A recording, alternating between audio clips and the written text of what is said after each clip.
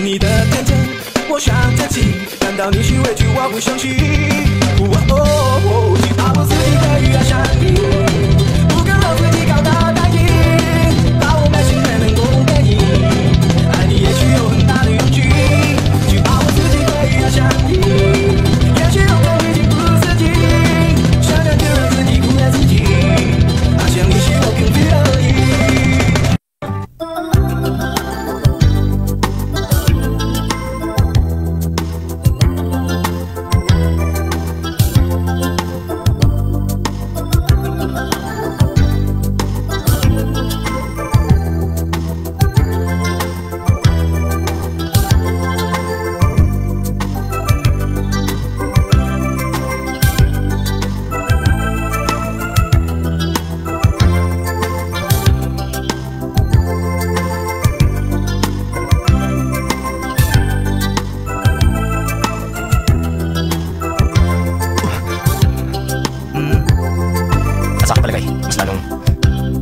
Jai, may pumupunta ba dito ng ganitong oras? Wala naman.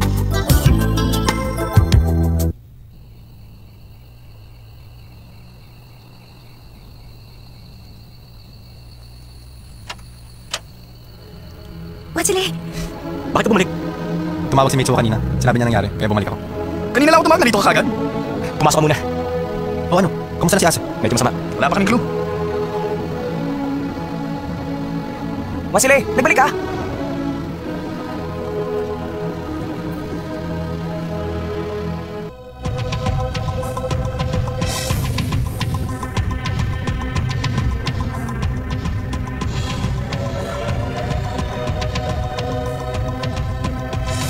Lagi may nakasunod sa akin, gwardiya. Problema rin pati ang paglabas ko. Ang kasalan yun ay desisyon ng mama ni Aser at ng aking mga magulang. Seryoso sila rito. Itutuloy nila ang kasal. Pero hindi ba tinanggihan mo ng kasal na yun dati pa? Oo nga. Pero nag-iba na ang sitwasyon ngayon. Nagdesisyon ng mama ni Aser at ang mga magulang ko na mag-invest sa isang oil excavation project. Pipirma na sila ng kontrata. Napakalaki ng halagang pinag-uusapan dito. Ngayon nagdududa pa sila sa katapatan ng bawat isa. Kaya nila kami ipakakasal. Yun lang ang paraan para magkaroon sila ng tiwala. Nakuha ko na. Tulad pa rin ng dati. Iniisip kasi ng mga magulang mo at ng mama ni Aser ang pagpapalaki ng korporasyon ang pinaka-importante sa lahat. Kahit anong gawin ko, walang mangyayari. Pati na rin ang wedding photo. Computer-generated yun. Kahit kailan, hindi kami nagpakuha ng picture ni Aso. Peke ang lahat.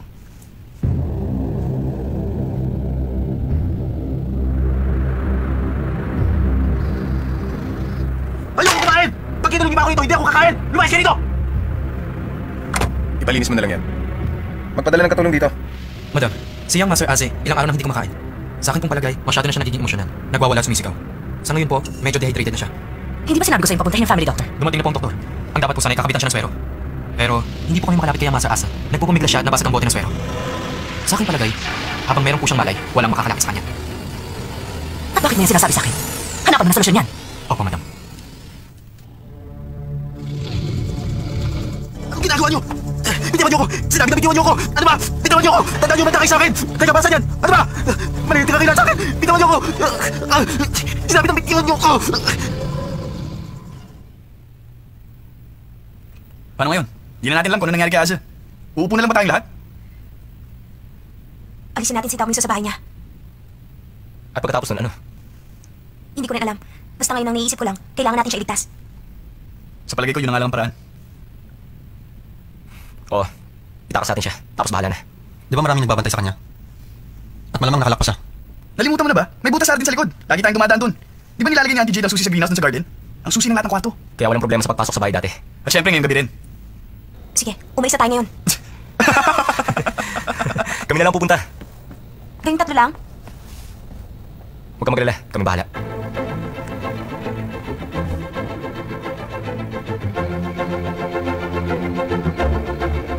Madali lang to dati. Bakit mahirap na ngayon? 180 centimeters ka na. Ano ba? Hindi ka na yung batang kulang sa vitamins. Huwag kayong maingay. Baka mahuli nila tayo.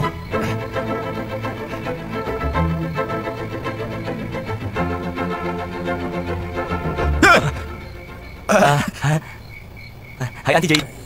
Young Master Watsile, pwede ka nang lumabas dyan. Auntie Jade, siguro naman hindi kayo... Makinig kayo, wala na mga susi sa dati nitong kinalalagyan. Mga hangal. Ano na po bang nangyayari kay Asa? Nakalak sa kwarto niya. Mahigpit na pinagbili ni Madam na lalabas lang siya sa araw ng kasal nila. Walang iba kundi si Schultz. Hindi po makakapayag si Asa. Alam kong hindi siya papayag. Mula nang ikinulong siya sa kwarto niya, hindi na siya kumain. Kinakabahan ako talaga. Baka kasi hindi nakayanin yun ang katawan niya. Ngayon natatakot si Madam na baka saktan niya ang sarili niya. Binigyan siya ng gamot na pampatulog. Hindi yun pwede kay Asa. Tama ka. Kaya hindi siya kumakain kahit kaunti. Nag-aalala ko. Natatakot ako na bigla na lang bumigay ang katawan niyang master. Auntie Jade, kailangan namin ang tulong niyo. Oo naman. Kaya nga ako nakatayo rito. Binigay ko ang imbitasyon para mag-isip kayo at ipaalala sa inyo. Alam ko kasing gagawa kayo ng aksyon. Ay, pero mga young master, napakabagal niyong kumilos. Pinaghihintay ninyo ako ng napakatagal dito. Ate Jade, wala na yata kami may tago sa inyo. O ayan, kunin niyo lahat ng mga susi. Eto pa ang mapa. Basta sundan niyo lang ang direksyon. Kahit alam kong kabisadong-kabisado niyo ang bahay. Alam niyo ba, napakaraming taong nagbabantay dito sa bahay. Sa labas ng kwarto niya, may nagbabantay din. Pinatulog siya sa pamamagitan ng gamot. Maliwanag ba? Paano? Tayo na.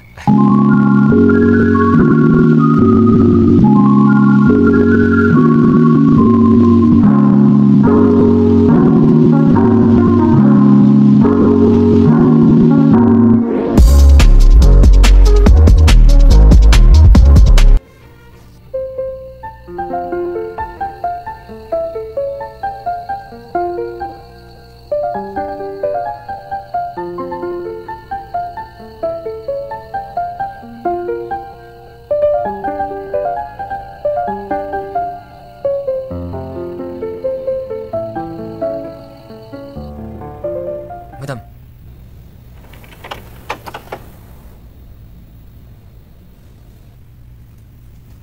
Umalis ka muna dyan. Tatawagin kita kapag lalabas na ako. opo.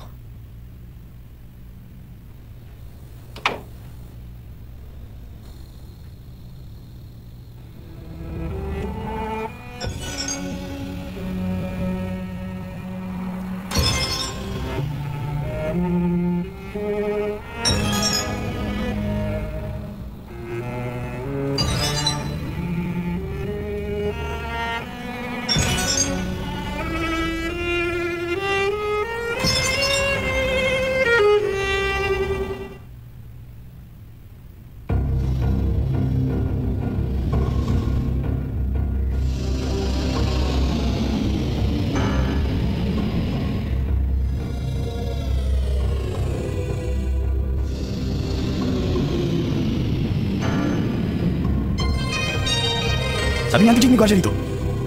Mabuti na't wala.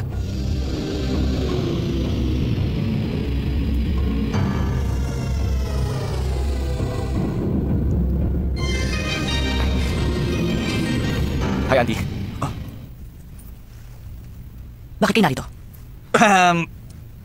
Kasi Auntie, narinig namin na may sakit si Azzy, kaya... Kaya nagpasya po kami tingnan kung anong sakit niya. Balak niyo itaka si Azzy para kay Shanchay, hindi ba? Hindi po, Auntie. Bakit naman po namin gagawin yan? Ano ba nangyayari?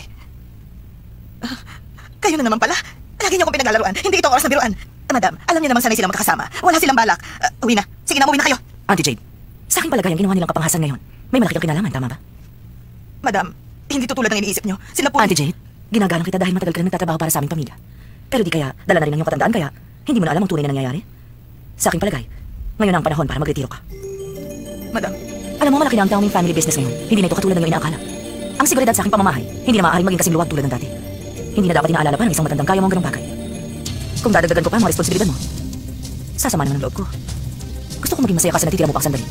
Huwag mo nang intindihin pa ang mga problema. madam, ano po bang ibig sabihin? Nalalaman kong may sarili kang kopya ng mga susi ng bawat kwarto nitong bahay. Gusto kong ibigay mo sa akin yan ngayon din. Auntie Jade, nasa ang mga susi? Yung Master Simen, ibigay mo ng mga susi.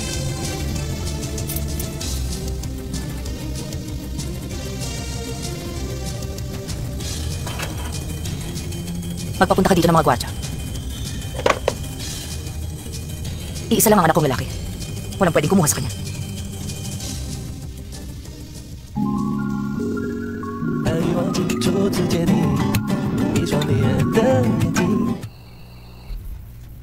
Bakit kayong tatlo lang?